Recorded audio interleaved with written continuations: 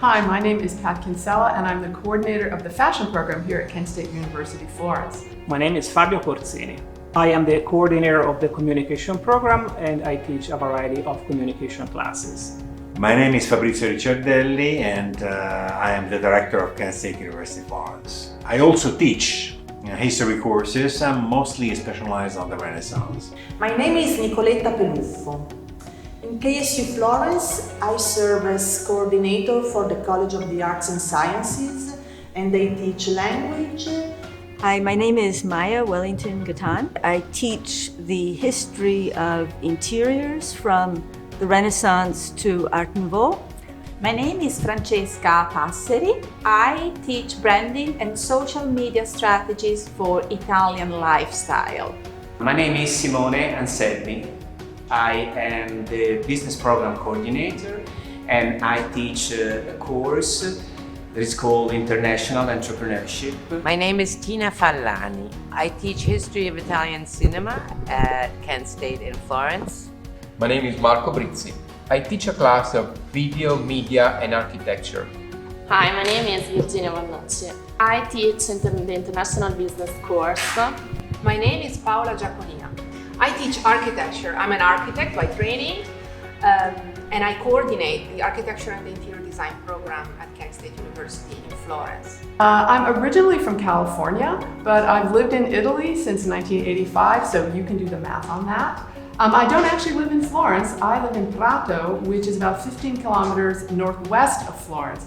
Prato is a very important center for the textile industry, and it has been since the year 1000. I'm originally from Berkeley, California, but I have lived in a lot of different places. I've lived in Chicago, I've lived in Baltimore, I've lived in New Haven, Connecticut, I've lived in New York. All of that before moving permanently to Florence in 2002. I think that study abroad, I'm an example. I've studied abroad and I'm an Italian who studied in England and works for America.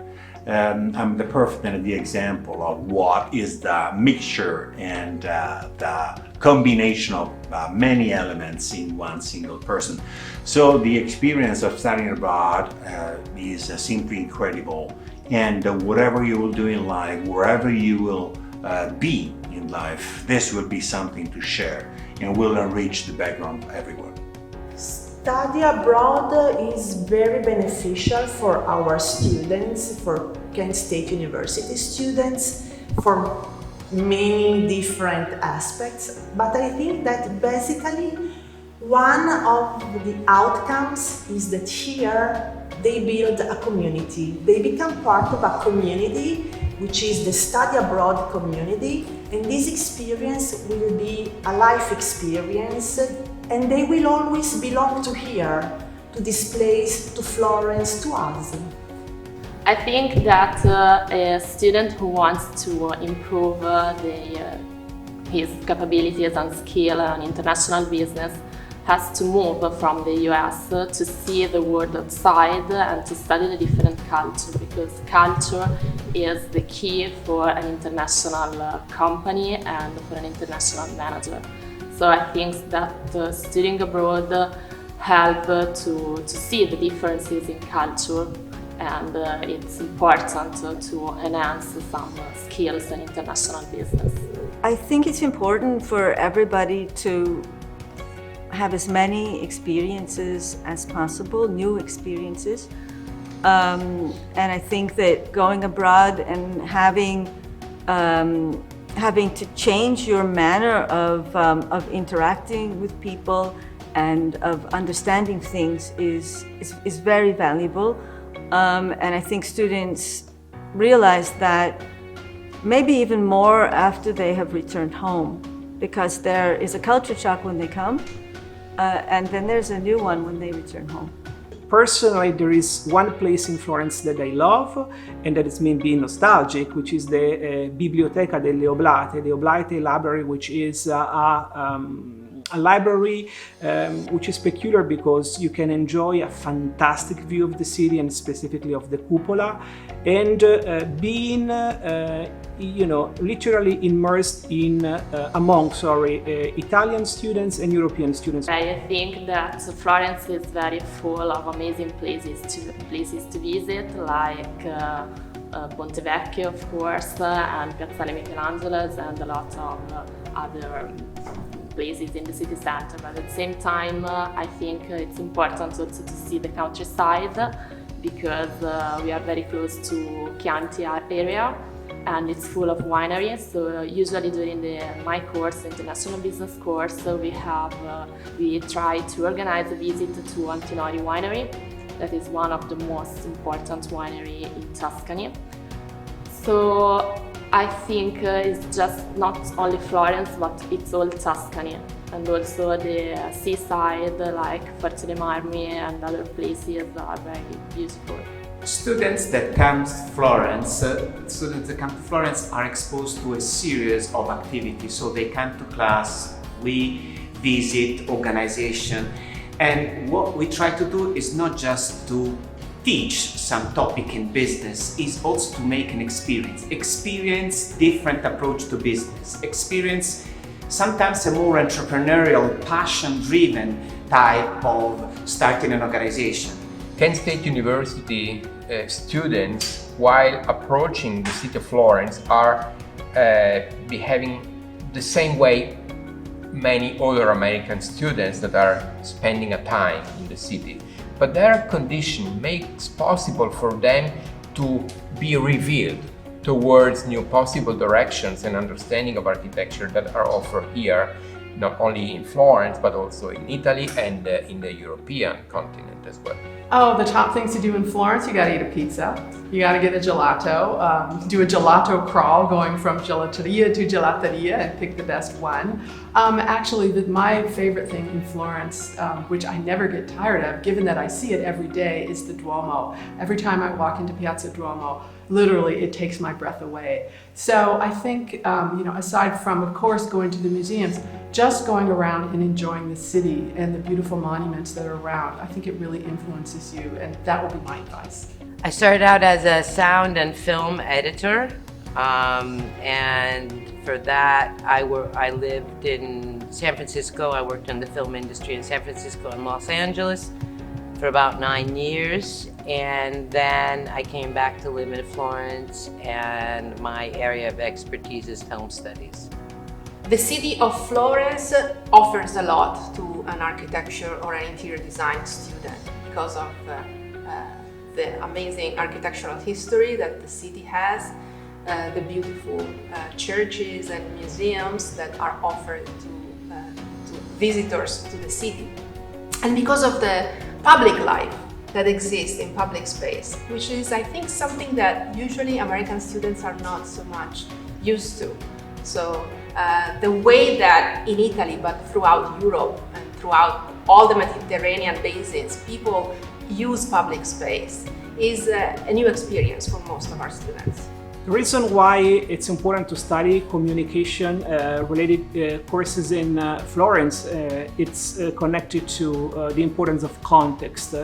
If we think about interpersonal communication, it's of vital importance to be able to interact with people from a variety of cultures, of backgrounds. But even when we think about the media of communication, we need to acknowledge the importance of what we call the mediascape, which is the different media of communication and how those media affect or design a specific landscape which is culturally specific.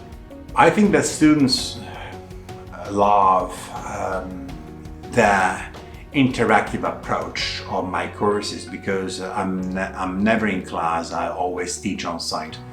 And I also teach both courses online, but the peculiarity of being here in Florence means touching history. So wherever we go together, we have the chance and the opportunity to discuss works of art, masterpieces, and history sources.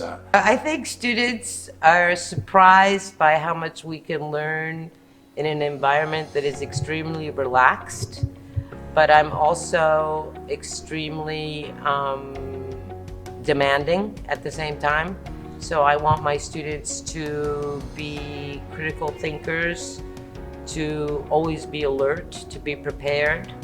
I'm always prepared, so they always have to be prepared. They can't be late, because I'm never late. And what do they learn? They learn how to look at the world from different aspects and to respect one another. I teach a theory class, so my field of investigation is architectural theories. I do facilitate with students the conversation.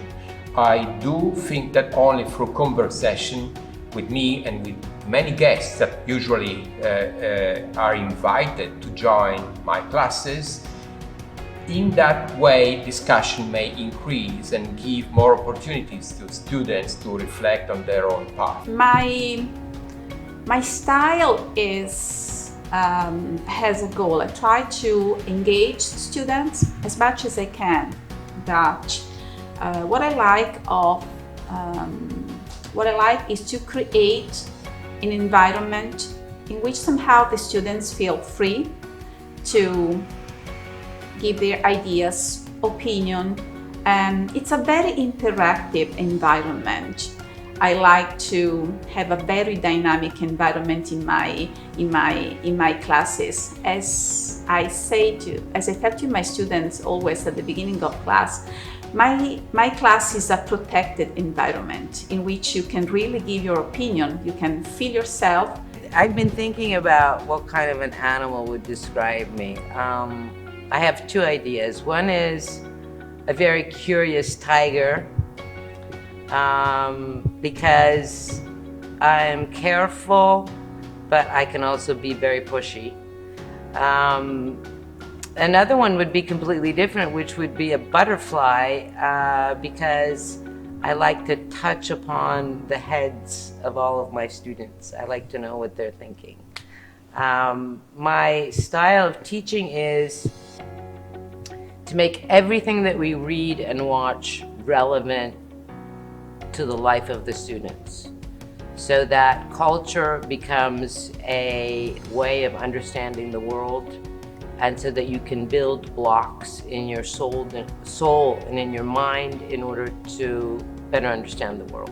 My biggest interest, and this is something that normally I share with students, I watch a lot of TV series, in particular American TV series, and every semester students give very precious and interesting suggestions. It is thanks to students if I discovered Stranger Things, The Mandalorian, and other series that I follow, like The Handmaid's Tale and Dark, and many others. Okay, going out from the teaching, fun facts, usually it makes laugh students that they see me and I tell them that I once was a trainer of dancing, of Cuban dancing. I've done it for years. It's just something that happened when I was in Milan. I just went crazy for the period of my life for Cuban dancing, and